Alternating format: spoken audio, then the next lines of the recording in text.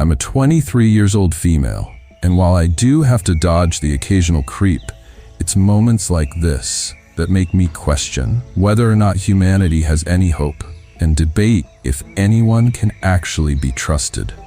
So for context of the story, I'm just a shade under 5 feet tall. I miss the tall genes that my family has. But trust me, all the height that I have translates well into fury. I go running at the track. That's not far off from where I live. Not even really for the intent of exercising. It's more like my decompression stop to daydream and run off the day's worth of frustrations. I did about a mile and had a seat on a bench to catch my breath. I was idly looking on Spotify for another playlist while also debating if I was going to do any further running. That's when a man came up, had a seat almost next to me. He was an extremely large guy, both in stature and body weight. Somewhere in the ballpark of 6'4". He could have easily squished me like a bug. I didn't pay him much mind, or at least I tried not to. It was especially hard given the ample amount of parked benches around the track. They were left unoccupied, and yet he chose to sit right by me. He said something, but I could barely hear him with my AirPods in. I took them out and asked him to repeat himself. He said, "I said, they don't make them the way they were when I was your age." I was confused by this, not really knowing what he was alluding to, but it was all made clear very shortly after when he went on to say things like, "Bodies are changing, and if I had a girlfriend like you." After continuing to not say anything to him, he asked if my parents were okay with me being in the park alone and asked what time my curfew was. He then started rambling off about my boobs and butt, implying that I was extremely advanced for my age. Dude, I'm small, and yes, I have tits, but I'm old enough to drink at a bar. I vote, pay rent, I'm financing a car. But no matter how old I am, these comments were absolutely creepy. I got up to leave, and he stood up after me. He asked if he could take me out for food, but I ignored him and just kept walking. I went near the bathroom, where they have a set of wall lockers, and got my things. I also made a pit stop in the restroom, for obvious reasons. When I left, I started making my way to the car, but he was on the sidewalk, not far from my vehicle. I ended up making the long loop around so that I wouldn't have to pass near him. As I'm getting in my car, he calls out to me and says, "Oh, so you can drive." I'm not sure if that was a disappointment to figure out that I was older than he thought, or what. I didn't stop to figure it out. I got in the car and started making my way to the exit. He made a motion for me to stop as I passed him, but I didn't. At this point, I also had my hand on my revolver. Now, I don't think it was that extreme of a case, but screw it. I'd rather ask for forgiveness later. The reason I'm sharing this narrative in the first place is because shortly after this encounter, I got a card in the mail. And surprise, there's a registered sex offender in my neighborhood that committed crude acts towards a minor. And guess whose black and white picture was in the corner of this card? I fed the police report this afternoon and told them that this guy was at a public park and possibly thought I was a minor.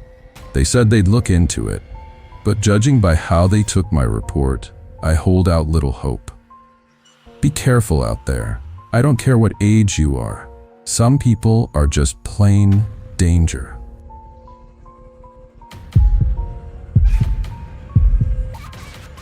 I've been a lurker around these parts for several years now. I've tried to share this story numerous times, but I always struggle to wade through the pieces as they've gotten more and more jumbled and foggy with time. I can't say that I was traumatized by what happened. I'm not sure if that makes me a messed up person, but I typically tell this story at parties to manipulate drunk acquaintances into thinking I've survived something cool. Let's get into it. In 2015, I was 19 years old and working for the summer at a Bible camp for inner city kids. I'm going to leave out the city name, But just know that obviously crime occurs frequently in big cities, and this one was no different.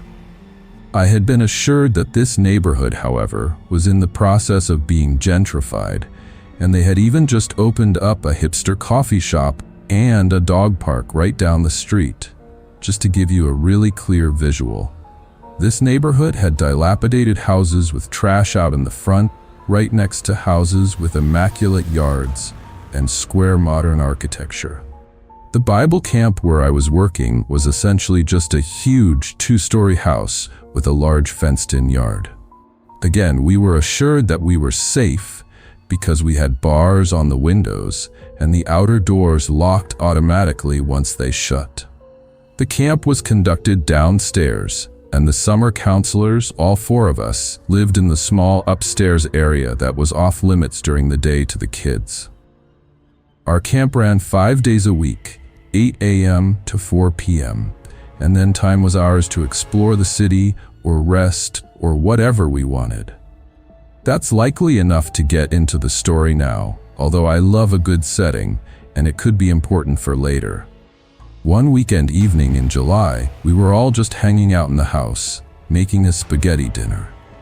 We each got our own stein for food, so we divided it accordingly for meals, then bought our own snacks. We were also in charge of preparing lunch and snacks for the kids on camp days, so we had 2 fridges and 2 pantries. As you can likely guess, we labeled them camp fridge and pantry, and one labeled as staff fridge and pantry. We also were super petty and wrote our names all over our snacks in the fridge. My best friend worked at the camp with me, we'll call her Chris, and it was our turn to cook that night. So I went into the staff fridge to grab the ground beef. I immediately noticed that my case of Go-Gurts is gone. They were my go-to snack, and I bought like 3 cases a week. I had just opened my last box like an hour before to have one and left it in front of the ground beef. It sounds crazy, but I knew I did. I close the fridge door and head out to the dining room, Chris closely behind me, where I yell at everyone else who stole my Go-Gurts. That night, in addition to Chris and myself, there were 2 other summer counselors, 2 permanent counselors that lived in the area, and then the cousin of one of the permanent counselors. Everyone in the room looked at me wide-eyed and blankly. I figured that it might have been the cousin because I'd never met her before, so I just sucked it up and said, "Whatever, just if it has a name on it, please don't eat it." Then I pull Chris back into the kitchen to finish up the spaghetti. We all eat dinner, and then the 2 permanent counselors volunteered to do the dishes because we let them eat with us. The rest of us head back upstairs to get comfy in the sitting room on the couches and turn on Family Guy. We're only like 2 minutes in when the cousin, we'll call her Sarah, says, "Wait, I can't find my phone or my wallet." I pause the show and roll my eyes, still annoyed about the Go-Gurts. Chris says, "Well, where did you last have them?" Sarah says she left them on the couch before we went downstairs to dinner. Naturally, we all start looking around the small room, turning over couch cushions, looking behind the couches, under blankets, really everywhere. Finally, we're like, "Are you sure you didn't leave them downstairs?" She agreed to head downstairs to look with the other 2. And Chris and I go into our room, which is connected to the sitting room. We flop down on the bottom of our bunk bed, and I proceed to talk about Sarah, who I feel is like ruining our chill night. Our door is open, and I'm shocked when I see a hand kind of sneak into view, like it's about to grab the door frame. I say, "Hey, did you find them?" Thinking that Sarah or the other 2 have somehow made it back upstairs without me hearing them and have heard me talk for the past 5 minutes. But that's when the hand immediately disappears from the door frame, and there's no audible response. I look at Chris like, "What the?" And she's looking right back at me confused because she never saw the hand. I quickly explained what happened, and then we both jump up and head to the top of the stairs. We yell down for the others, and they yell back that they haven't found them yet. By this point, I'm freaked the fuck out, because who is up here with us? Of course, we're those people though, and we start looking around upstairs in our bedroom, the other bedroom, and in the sitting room. We find nothing and nobody.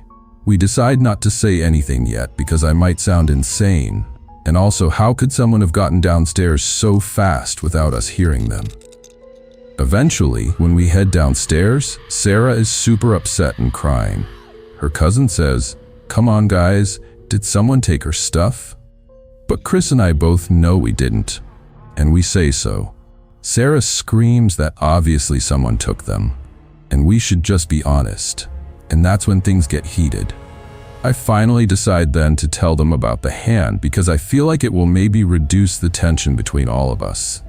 It does, but then it causes a panic. We run around the house like maniacs, looking in every closet or spot that we deem a hiding place. We end up calling our camp director to come over because the situation has just devolved into chaos. When he gets there, we're all huddled in the foyer, freaked out, and we explain all we can. He doesn't seem convinced that someone was in the house and threatens to call the cops if one of us doesn't give Sarah back her things. Well, none of us fess up, so he makes good on his promise, calls the cops, and they come over to search the property and take our statements. It seems so dumb as we repeat our stories, but we didn't have much to go off of. Just a feeling. They write a report for stolen property, and that at least makes Sarah feel a little bit better. With the house secure, everyone leaves except for us 4 summer counselors who live there. We spend the night in the same room with the door barricaded, reassuring ourselves that we're being stupid, and that the phone and wallet will actually turn up somewhere random, and we'll all have a good laugh about it. Fast forward a few days, we've relaxed a bit. We haven't found Sarah's things like we expected, but nothing else weird has happened, and we've been occupied with the kids and the job in general. The kids have all gone home at this point, and it's just the 4 of us again at the house. We finish cleaning up the outside, lock the gate, and head through the dining room door. We're all hungry and want our snacks. Chris gets to the kitchen first and says, "Someone left the kitchen door open again." I mean, it's kind of weird, but kids go in and out that door all day, so if all the doors to be open, this one is the least weird. She shuts it, and then I notice that the staff fridge door is also cracked open. Then who knows what possessed me, but I go, "Oh no, y'all, he's back." We all laugh because we think it's ridiculous, at least on the surface. Chris grabs a broom, holds it as a weapon, and says, "Let's get him, girls." She starts to throw open the pantry door, screaming, "Where are you, motherfucker? We know you're in here, show yourself."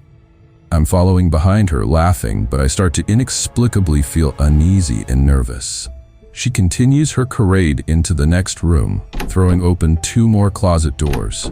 Then she moves into the front room and opens that closet door. She starts another confident, "We know you're..." when she stops mid-sentence and screams so loudly the skin on my neck prickles. Then she throws the broom into the closet, yells, and sprints out the front door, leaving it open. My heart is pounding out of my chest at this point, but I think she's messing with us, so I turn around and go the other way into the foyer and out the front door. I see her booking it down the street, and I'm like, okay, what is she doing? But as soon as I turn back around to find the others, he's just there. An older man, looks really dirty, has hardly any teeth, but he's grinning at me. He has his hands up and says, "I didn't mean no harm," while slowly backing away down the front steps in the opposite direction of the way that Chris ran off. It's so creepy because even though he says this, it's like he doesn't mean it.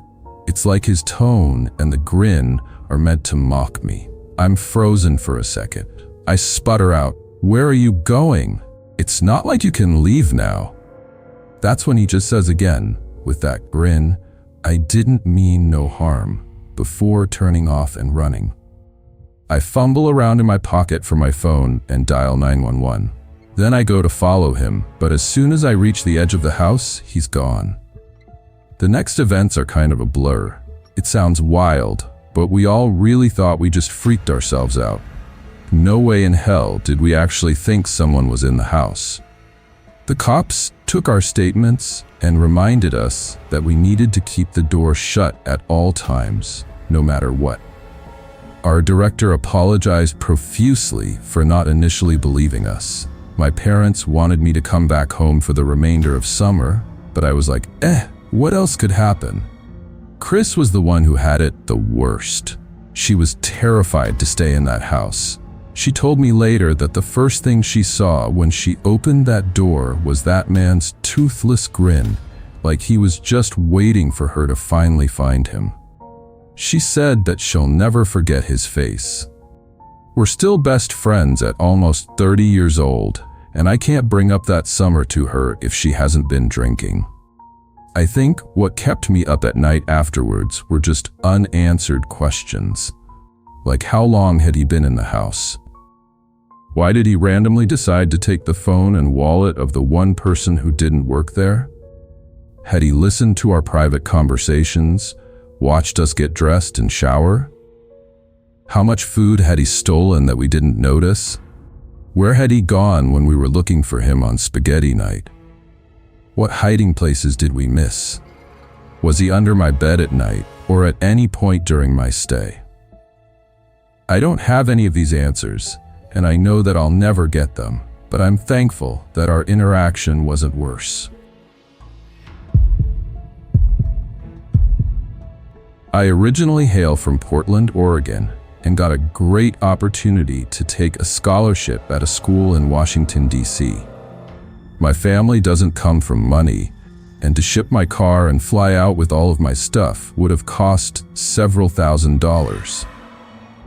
Plus, at the time, I was so afraid the airline would break my cello, the instrument that I got my scholarship for and was still making payments on. So that wasn't the move. I decided to pack my 1991 Toyota Previa full of all my stuff and hit the road. I mapped it out that it would take 4 days if I hustled and cost me around $500 total with gas, eating off the dollar menu, and sleeping in my car. Good stuff. Fast forward one whole day, and I'm like, every single bit of this. I was at a pace of 16 hours a day driving, just starting my second day. There was nowhere good to sleep in my car out in the middle of nowhere that runs around I-90. The only marginally okay place I found was the parking lot of a small hospital somewhere in Missoula, Montana, I think. And it felt so sketchy to be sleeping in my car.